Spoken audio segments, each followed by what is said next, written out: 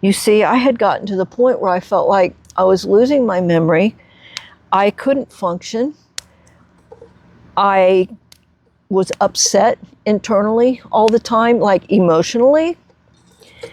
But on day 21, that was gone. And I said, no, whoa, wait a minute. You can't draw a conclusion until you go more days and see what happens. And all those symptoms went away. All I have needs, I have not provided. Starting at about the age of late 50s, I began choking on a lot of different foods, and I couldn't figure it out. It just seemed to be random. When I say choking, it would go, I would swallow, and my esophagus would go into a cramp, and it would be extremely painful. And if I tried to continue eating, I would just end up being in the most worst pain.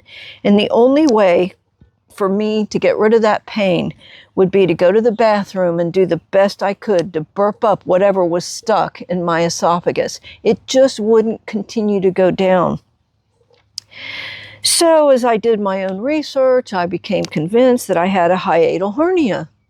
And so I went to a gastroenterologist and asked them to do a scope and see what was going on. And they did. And I have a hiatal hernia, but they said it is so small that it should not be causing this kind of problem. And you really don't want to do surgery on such a small problem. So, okay. Time went on. And when I got to be 65, I then had Medicare, and I have a supplement as well. And I went to the big guns, the big specialists, and went to the hospital and had another scope done. He said the same thing. You have a very small hiatal hernia, but it is so small you really don't want to do surgery on it. And he's going to find out why I keep having this problem, so I won't have the problem anymore. Ladies and gentlemen, I went to that guy for a year. All kinds of tests, some of them quite embarrassing. And finally, he says to me at the end of the year, you are going to have to take omeprazole for the rest of your life. And when he saw the look on my face, he said, it's okay, you're old. These things happen when you're old. I was pretty mad and upset about it. And when they tried to go ahead and schedule me for a checkup 6 months from now, I declined. And I never went back. So I took matters into my own hand. And I remembered a time when I was a vegetarian for 3 years, and I seemed to do pretty good with it. And I decided to take it to the next level, and I became whole foods, plant-based, no animal, anything. So it was a big change for me. I already had a good diet, but it really limited what I could eat. On day 21, I woke up and I said, man, I feel really good. You see, I had gotten to the point where I felt like I was losing my memory. I couldn't function. I was upset internally all the time, like emotionally. But on day 21, that was gone. And I said, no, whoa, wait a minute. You can't draw a conclusion until you go more days and see what happens. And all those symptoms went away. I wasn't eating a whole lot of grains. I had switched to legumes and some grains and lots of vegetables, some fruit, lots more nuts, especially raw cashews that could be soaked and then worked with to make better vegetarian dishes, or I should say vegan dishes. And it was wonderful, and I started to lose weight. I needed to lose about 15 pounds, and it came off pretty effortlessly. And then one day, I went out to dinner with my aunt. I was a good girl until she said, "You have to have ice cream with the hot fudge sauce on it." Well, she hit a soft spot. I said, "Okay, I'll just pay the consequences." And nothing happened. And that was my way of starting to understand I could tolerate dairy. And so I went from being vegan to vegetarian. I do tolerate cheese if I am limiting it. In other words, I don't eat it every day and I let it just be a treat. I don't advocate eating ice cream unless it's just a treat. I will have milk on occasion or cook with milk on occasion. I prefer coconut milk and almond milk, and I actually like it.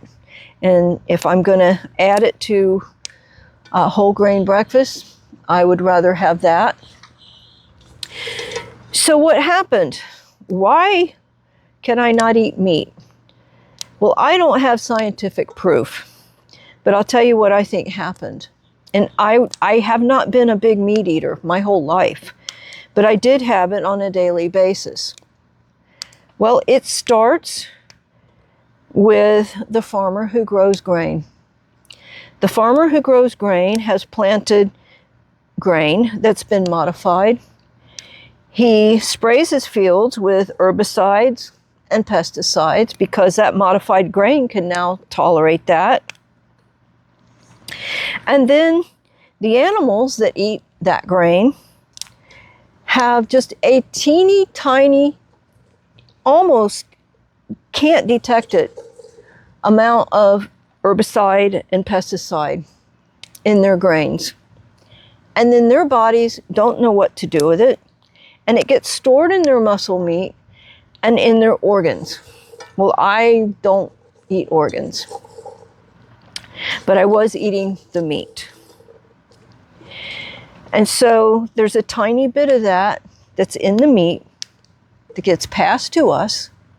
So now you see it started in the field, it went into the animal, and now it's passed to us. And now we're going to have problem with either the grains or the animal products. That is what one of my favorite books, Back to Eden, talks about.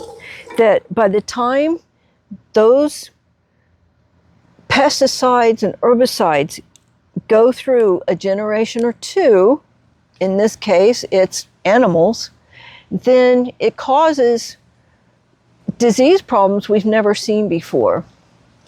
Have you noticed that there's a lot more infertility issues nowadays? I kind of thought the book was crazy when it talked about that, but now I don't think it's crazy. You see, it passes from one generation into the other, and it has an effect on our genetics. I truly believe that. We're messing with our DNA when we mess with our nutrition. You see, God had a plan for us to tend the earth, not change it. There's a big difference. And when I work out in my garden, I'm asking God to give me wisdom on how to tend the earth, how to care for what He's given us. And I return my vegetables and my plants back to the earth. I don't throw it away. And I try my best to not use added fertilizer by paying attention to cover crops. I make what's called weed water, which is an excellent fertilizer. You put spent crops into a bucket, you push the bush or the vines into a 5-gallon bucket, pack it, add water, and let it ferment. Now, how in the world does that turn into fertilizer?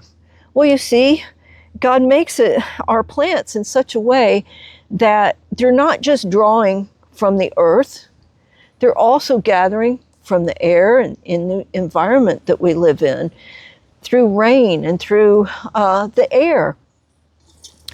And then somehow or other, it creates a whole complex bush, plant, that's got lots of elements that didn't just come from our soil.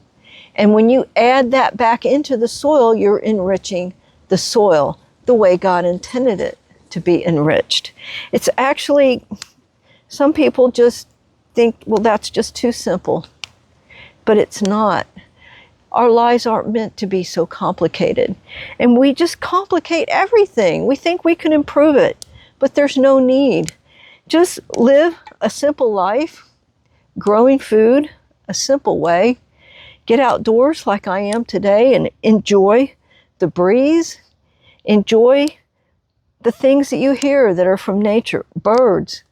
I have neighbors that have chickens, and I like to listen to the chickens. Sometimes the different neighborhood chickens have a crowing contest. I think it's quite funny. I see things like snakes, and I see birds going in and out of my garden, and they're welcome there. I see bees and other pollinators going through my garden.